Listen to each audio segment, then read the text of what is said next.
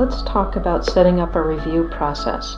In this part, we'll discuss who should participate, what materials should you review, and how long will it take.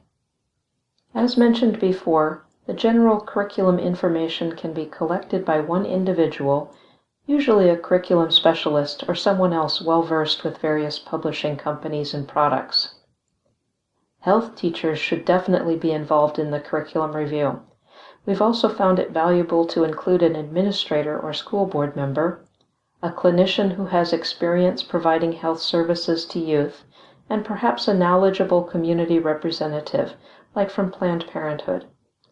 Having 4 to 6 reviewers ensures you are getting multiple perspectives with which to make a curriculum adoption decision. The CDC HECAT tools are designed to evaluate a comprehensive curriculum.